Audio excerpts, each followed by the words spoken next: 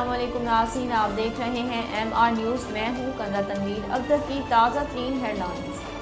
پاکستان مسلم league نون کے صدر اور قومی اسمبلی میں قائد حزب اختلاف شہباز شریف نے کہا کہ عمران نیازی جھوٹ نہ بولے، خط عوام کو دکھائیں۔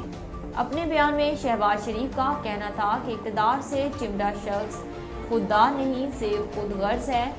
اقتدار کے غم میں عمران نیازی پارلیمنٹ، آئین اور عدالت پر حملے کر رہا ہے۔ انہوں نے کہا کہ عمران نیازی نے کل عدم اعتماد کی کامیابی کا آج پیشگی اعلان کر دیا۔ وہ خط کے معاملے پر جھوٹے ثابت ہو چکے ہیں، وہ عوام کو بھیڑ بکریاں نہ سمجھیں۔ اپوزیشن لیڈر کا کہنا تھا کہ سپریم کورٹ نے تمام شواہد دیکھنے کے بعد ڈپٹی اسپیکر کی رولنگ کو کالعدم قرار دیا۔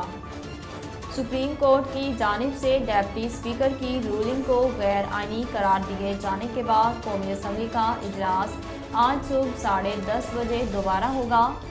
سپریم کورٹ کا تحریری حکم نامہ موصول ہونے کے بعد قومی اسمبلی سیکریٹریٹ نے ڈپٹی اسپیکر کا اجلاس غیر معینہ مدت تک ملتوی کرنے کا حکم نامہ واپس لے لیا اور اب قومی اسمبلی کا اجلاس صبح دوبارہ 10:30 بجے ہوگا۔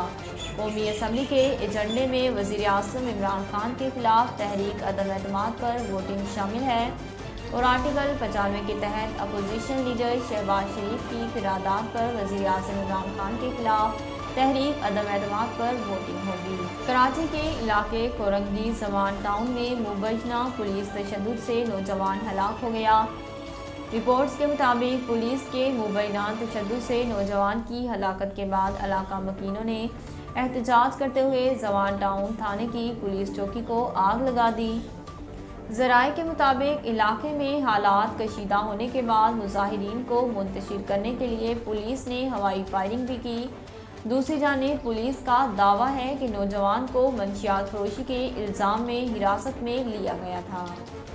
سپریم کورٹ کی جانب سے 3 اپریل کی ڈپٹی اسپیکر کی رولنگ کو غیر آئینی قرار دیے جانے کے بعد قومی اسمبلی کا اجلاس آج صبح 10:30 بجے دوبارہ طلب کیا گیا، جس کے لیے ریڈ زون کو سیل کرنے کا فیصلہ کیا گیا۔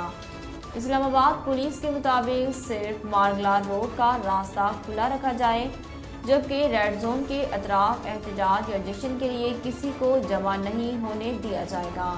اس کے علاوہ اسلام آباد کے انٹری پوائنٹ پر سخت چیکنگ ہوگی۔ ناظرین، اب تک کے لیے اتنا ہی۔ مزید خبروں اور تفصیلات کے لیے دیکھتے رہیے MR نیوز۔